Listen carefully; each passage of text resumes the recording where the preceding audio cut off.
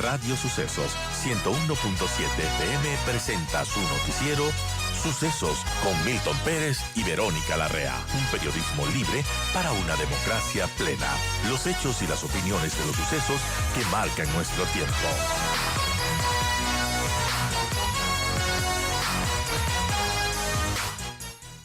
Ya está con nosotros la asambleísta Ana Belén Cordero para conversar un momento. Asambleísta, buenos días. En manos del Ejecutivo, la ley de uso legítimo de la fuerza. Hay algunos sectores, incluyendo a la Policía Nacional, que tienen dudas, que tienen criterios de que algunas cosas pueden ser mejoradas. Esto se traduciría en un veto parcial del Ejecutivo. Sí, efectivamente, en estos momentos nosotros entregamos la responsabilidad de haber aprobado una ley de uso legítimo de la fuerza en la Asamblea Nacional y la entregamos en estos momentos al Ejecutivo. Es una ley bastante buena, por supuesto que es perfectible. De hecho, hubo varios temas que el presidente de la República presentó ante la Asamblea Nacional como proyecto de ley que no fueron incluidas en este proyecto de ley. Entiendo que la Comisión de Seguridad seguirá trabajando en esas reformas porque son varias, pero en estos momentos es el Ejecutivo quien tiene en sus manos, pero es una ley bastante buena. Claro que fue cuestionada sobre todo a último momento en el Pleno de la Asamblea por varios asambleístas de la bancada de Pachacutic, no todos, y por al menos la mitad de los asambleístas de la bancada de UNES. ¿Usted cree que estas preocupaciones o cuestionamientos que hubo de última hora que pusieron en riesgo un poco la votación de ese día y que de alguna manera fue solventada por el asambleísta Flores del BAN, diciendo ok, vamos a votar, démosle la ley al país, pero y luego vemos las correcciones o las reformas que hay que hacerse, pero cree que la preocupación de estos sectores, sobre todo la CONAIE o el Pachacutic, perdón, que hablan de que se criminalizaría la protesta social? Mire, yo creo que esa es una excusa en realidad porque saben en muchos casos de varios sectores de dónde vienen y hacia dónde van. Lastimosamente muchos grupos buscan revivir un octubre de 2019 y eso, independientemente si existe o no la ley del uso legítimo de la fuerza, está sancionado en el Código Orgánico Integral Penal. Esta ley lo que hacía más bien era resguardar o proteger y mejorar la garantía del derecho a la protesta social, la garantía del derecho a la recuperación del espacio público para que no sea usado por la fuerza pública justamente para criminalizar de alguna manera la recuperación del espacio público, la protesta social, etcétera, ¿no? Mire, yo lamento mucho porque pueden haber oposiciones a los proyectos, como todos, desde todas las bancadas, pero yo lamento mucho que la bancada de Pachacutic y la mitad de la bancada de UNES hayan llegado a hacer esta oposición a último momento. Sabemos que este proyecto de ley se va tramitando más de 8 meses en la Comisión de Seguridad, con muchas comparecencias, con muchos aportes, y es en este momento, a la hora de votar, es decir, esta semana, que salen con este inconveniente, con esta preocupación. Nosotros como bancada oficialista, y creo que el resto de las bancadas, llegamos a un acuerdo en que, bueno, se eliminen estos 3 artículos, no hace falta porque el COIP ya lo regula. Sin embargo, por procedimiento parlamentario, a la hora que se les ocurrió hacer el aporte, ya no se podía hacer nuevos aportes en el Pleno de la Asamblea Nacional. Entonces dijimos, bueno, démosle al país esta ley hoy y que bueno, Pachacutic presente una mejora del articulado en cuanto al tema de la protesta social. Asambleísta, buenos días. Y aparte de estos temas que se ha cuestionado a la ley de uso progresivo de la fuerza, ¿usted qué destacaría de positivo de lo que aprobó la Asamblea? Mire, por ejemplo, hay varios temas importantes sobre el resguardo a la Policía Nacional. Sabemos que la Policía Nacional, aparte de necesitar una gran inversión en infraestructura, en tecnología, en personal capacitado, etcétera, también necesita soporte, y soporte desde la defensa de...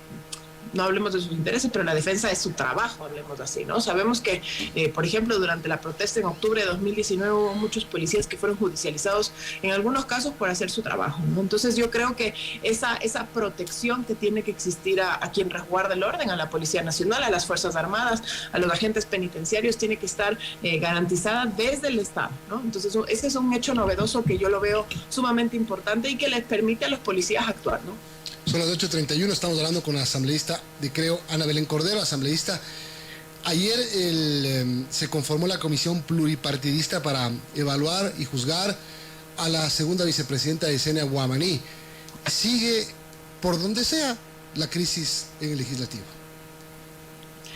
Mire, es lo que avisoramos desde la bancada de gobierno, ¿no? No se trata de sacar a una persona y poner a otra. Eso en realidad no iba a cambiar nada, independientemente de cómo haya sido de buena o de mala la gestión de Guadalupe Llori y cómo está siendo de buena o de mala quizás la gestión de Virgilio Saquicela.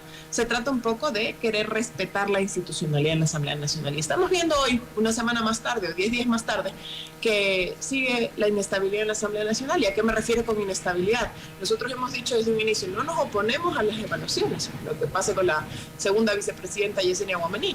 El problema es, mire cómo se conformó la comisión ayer. Se conformó de una manera ilegal, porque nuevamente no están representadas las bancadas. No puedo hablar por mi bancada, la bancada de gobierno, el BAN, y la bancada del PSC. Fuimos consultados de quién sería nuestro delegado a esta comisión. Sin embargo, no fue consultada la idea, no fue consultado Pachacuti. Entonces, dígame usted qué representación nuevamente tienen estas bancadas, por eso nos opusimos. Bueno, ahí está una representante de la IDE y está una representante de Pachacuti. Que sean rebeldes, bueno, que sean nuevas naciones es otra cosa. La representante de la IDE ella fue expulsada de la bancada. Ella fue expulsada de la bancada de la IDE. Y la asambleísta Mireya Pazmiño, entiendo yo, bueno, eso ya es un detalle de Pachacuti que seguramente lo sabrá informar, pero entiendo yo que están en un proceso de expulsión, ¿no? O sea, va a funcionar nuevamente el tema de la mayoría gana. Mire, es que eso lastimosamente es el problema, ¿no? Creen que con votos o con la dictadura del voto se consigue todo. Yo creo que los votos son importantes, la legitimidad es importante, pero la ley, con respeto a la ley y a la representación, también es importante. Entonces, mire, nosotros finalmente votamos en contra, pero decidimos igual enviar un representante de nuestra bancada, en este caso la asambleísta María José Plaza, porque decimos, bueno, entonces si es que finalmente se va a conformar, que se respete el debido proceso y que se respeten los derechos, en este caso la denunciada, la asambleísta Guamaní. Entonces la comisión sí está representada por todas las vertientes. Está representada por el BAN, y está representada por UNES, por supuesto, y está representada por el Partido Social Cristiano. A Pachacuti y a la IDE no les preguntaron quién sería su delegado. ¿Y ustedes cómo van a actuar al respecto? Bueno, nosotros nuestra postura en estos momentos es ir viendo cómo avanzan los temas, cómo caminan los temas, cómo se da el respeto al debido proceso, en este caso de la denunciada y de la denunciante. En ese caso nosotros nos mantendremos sumamente respetuosos de ese proceso y por supuesto que denunciaremos si existen arbitrariedades. Y un tema que yo quiero llamar a la atención más allá de lo político y de lo jurídico. Se dijo que esta comisión tiene que ser conformada únicamente por mujeres porque investigan a una mujer.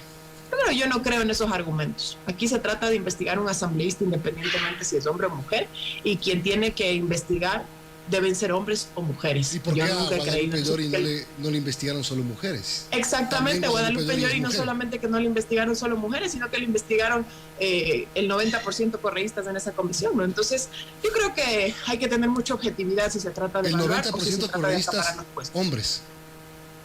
¿Perdón? El 90% correístas hombres. Así es, así es. Entonces, mire, yo creo que hay que ver un poquito más allá, en vez de ver un poquito el árbol, hay que ver el bosque. ¿Qué es lo que están buscando estos grupos? Mire, lastimosamente utilizaron a Virgilio Saquicela como... Lo usaron, ¿no? Porque ¿qué es lo que buscan? Ahorita poner a alguien de ellos en la primera vicepresidencia de la Asamblea, defenestrar la cabeza de Virgilio Saquicela para llegar a la primera presidencia de la Asamblea. ¿Eso quiere UNES y el Partido Social Cristiano? Eso es evidente, y eso es evidente, al menos eso quiere UNES en este periodo que falta hasta cumplir los 2 años en la Asamblea Nacional. De hecho, se rumoran ya nombres que ellos quieren plantear, ¿no? ¿Cuáles son? Bueno, por ejemplo, en los pasillos se rumora que el nombre debe salir del ala radical de Pachacutic, que es UNES, votan siempre con UNES, aunque ellos se digan los rebeldes de Pachacutic, ¿no? Por ejemplo, nombres como Mireya Pazmiño es un nombre que se sabe en la opinión pública que incluso fue ungido por Rafael Correa, ¿no?